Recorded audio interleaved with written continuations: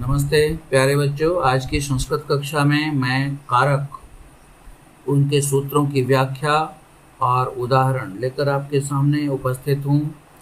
आज के कारक टॉपिक का पार्ट है तृतीया विभक्ति करण कारक। ठीक है, तो सबसे पहले इसमें साधन सूत्र है कि करण कारक कहते किसको हैं। सबसे पहला सवाल तो उसका परिचय दे रहा है, कहता है कि साधक तमम करणम, जो साधक का काम करता है अर्थात क्रिया संपादन में जो अत्यंत सहायक होता है वही करण कहलाता है। और इसके तुरंत बाद उसका कारक सूत्र दे रहा है ना, कि करणे तृतीया, जहाँ जहाँ करण कारक है वहाँ वहाँ तृतीया विभक्ति होती है। ठीक है, तो आपको साधक तमम करणम पूछे या करणे तृतीया पूछे, दोनों हालत में ये पूरी व्याख्या आपको लिखनी है और एक ही उदाहरण दोनों में रखना है कि क्रिया संपादन में जो अत्यंत सहायक होता है वही करण कारक है और करण कारक में तृतीया विभक्ति होती है। ठीक है, ये बात स्पष्ट हो गई। चलिए उदाहरण देखिए। सह सुखेन वसति, वह सुख से रहता है। रामः रावणम बाणेन हतवान, राम ने रावण को बाण से मारा। तो यहाँ रावणम द्वितीय है लेकिन बाणेन ये तृतीय है। ठीक है, तो ये दोनों सूत्र हो गया आपका। अगला देखिए, कहता है अनुक्ते कर्तरी तृतीया। अब अनुक्त समझ लीजिए, अनुक्त क्या है? कर्मवाच्य और भाववाच्य को अनुक्त कहता है, मतलब जहाँ कर्ता उक्त नहीं रहता है वो अनुक्त कहलाता है। ठीक है, कर्ता जहाँ उक्त नहीं है, बताया हुआ नहीं है, यानी जहाँ कर्ता के अनुसार क्रिया नहीं है वही अनुक्त है। और अनुक्ते कर्तरी तृतीया, जब अनुक्त है यानी कर्मवाच्य या भाववाच्य है तो वहाँ पर कर्तरी मतलब कर्ता में तृतीया विभक्ति होती है। आप उदाहरण से समझिए, व्याख्या तो समझ गए ना, उदाहरण से समझिए कि जैसे कह रहा है मया हस्यते, अहम हसामि, ये कर्तृवाच्य है, मैं हंसता हूँ। अब इसमें कर्म है ही नहीं तो आप इसका भाववाच्य बनाते हैं, हो जाता है मया हस्यते। अहम का तृतीया हो गया मया, अस्मत् तृतीया एक वचन आप देख लीजिए शब्द रूप में जाकर मया, और उसके बाद हसामी का हो गया हस्यते, यक प्रत्ययांत जो धातु है वो लग जाता है इसमें, बन गया भाववाच्य। ठीक है, मेरे द्वारा हंसा जाता है। अब जहाँ कर्म मौजूद है जिस वाक्य में, उस वाक्य में आप क्या करते हो कि आप वहाँ पर कर्ता को तृतीयांत करते ही हो। जैसे पिछले उदाहरण में देखा आपने कि कर्ता में सब्जेक्ट में तृतीया विभक्ति कर दिया गया। तो रामः रावणम हतवान, रामः रावणम हतवान, लेकिन यहाँ जब आप कर्मवाच्य करोगे तो क्या हो जाएगा? रामेण रावणः हतः, राम के द्वारा रावण मारा गया। अतः त प्रत्यय लगा, कर्मवाच्य हो गया। ठीक है, no doubt at all. Now अगला उदाहरण, अगला एग्जाम्पल, सूत्र व्याख्या आपके सामने है सहार्थे तृतीया। बहुत इंपॉर्टेंट है, बहुत बार पूछा जाता है, कक्षा छठी, सातवीं, आठवीं में इसका बहुतायत से प्रयोग है सूत्र व्याख्या का, तो उसको आप ध्यान से देखें। सहार्थे तृतीया एक सूत्र है, इसकी व्याख्या में आप लिखेंगे सह, साकम, सार्धम और समम। चारों का अर्थ है साथ। ठीक है, इन चारों शब्दों के योग में जिसके साथ होने की बात बताई जाए उसमें तृतीया विभक्ति होती है। ठीक है, रामेण सह सीता गच्छति, उदाहरण रख लिया आपने, रामेण सह सीता गच्छति, सीता जाने का काम कर रही है इसलिए सीता करता है। किसके साथ जा रही है? जिसके साथ जा रही है उसमें तृतीया हो जाएगा, राम के साथ जा रही है इसलिए राम शब्द में तृतीया विभक्ति हो गई। ठीक है, अब जैसे सीता के साथ राम गया अगर कहना है तो क्या हो जाएगा बच्चों?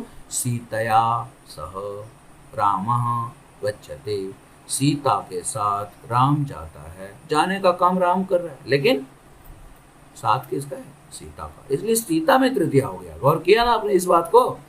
ध्यान देने की बात है, तवज्जो की बात है। अगर आप you are not careful you will lose, इसलिए बी वेरी वेरी केयरफुल।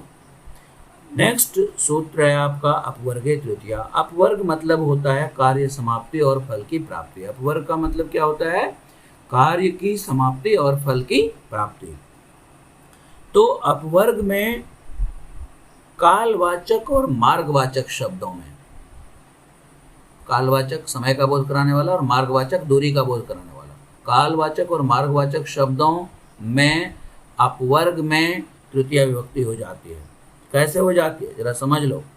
जैसे कहता है कि सह क्रोशेन कथाम अकथयत, उसने कोस भर में कहानी कह दिया। ठीक है, कोस भर चला, पूरी कहानी खत्म।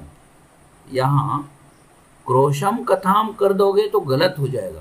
क्रोशम कथाम मतलब कोस भर तक कहता रहा लेकिन फिर भी कहानी खत्म नहीं हुई। लेकिन जैसे आपने कहा क्रोशेन कथाम अकथयत, तो इसका मतलब हुआ कि एक कोस की दूरी चलते चलते कहानी खत्म, कार्य समाप्ति हो गई और फल की प्राप्ति आपने सुनकर पा लिया। ठीक है, तो ये चीज होता है। चलो अगला देखो, नेक्स्ट उदाहरण एक और ले लो। उसमें जैसे कहता है कि रामः मासेन व्याकरणम अपठत, राम ने 1 महीने में व्याकरण पढ़ के खत्म कर दिया, बचा नहीं। ठीक है, ये चीज होता है। अब देख लिया आपने, उदाहरण से स्पष्ट हो जाता है अपवर्गे तृतीया। अगला देखिए, ये नांग विकारा, अंग विकार, जहां जहां अंग विकार होता है प्यारे बच्चों, जिस जिस अंग में विकार का बोध होता है उस अंगवाचक शब्द में तृतीया विभक्ति होती है। जैसे आप कहते हो नेत्रेण काना, एक आंख से काना है। और कोई 2 आंख से अगर डैमेज्ड है तो क्या कहोगे उसको? नेत्राभ्याम अंधा, दोनों आंखों से अंधा।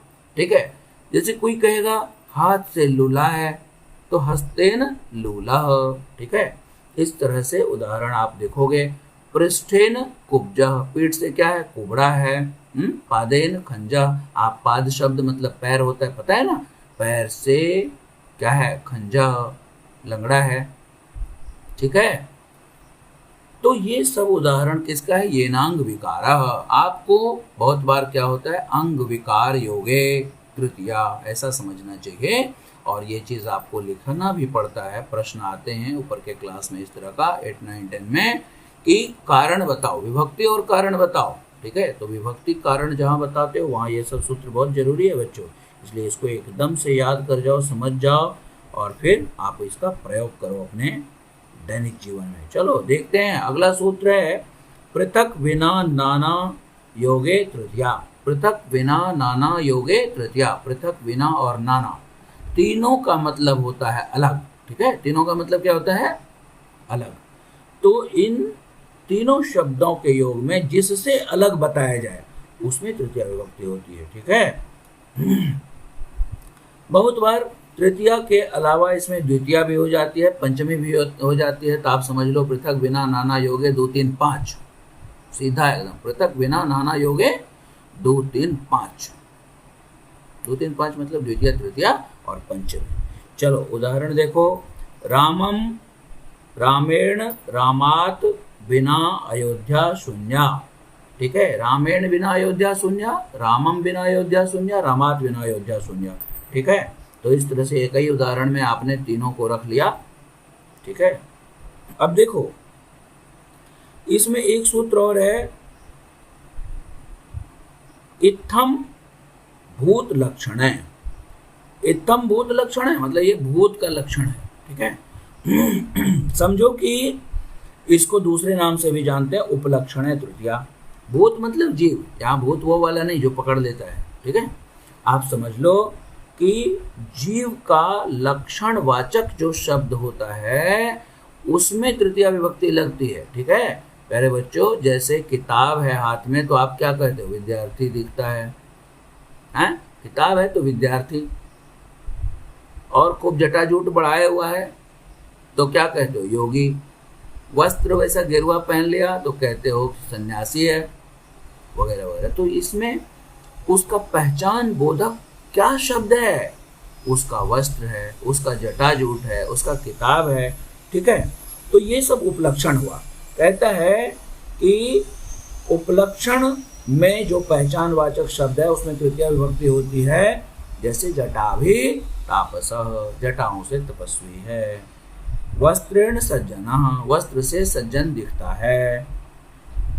हलेन कृषकः प्रतीयते, अगर हल है कंधे पर तो हम लोग समझ जाते हैं कि अच्छा ये किसान है लगता है ना, समझ गए। और कंधे पर राइफल हो तो क्या कहते हो, शस्त्रेण सैनिकः, है ना। इस तरह से आप समझ गए इसको। देखिए कारक सूत्रों की व्याख्या को बहुत ध्यान से करना चाहिए। आई होप आपको ये वीडियो बहुत अच्छी लगेगी। आप इसको देखिए, समझिए और इसका लाभ उठाइए, और लाइक शेयर सब्सक्राइब करना नहीं भूलिए। थैंक यू, धन्यवाद।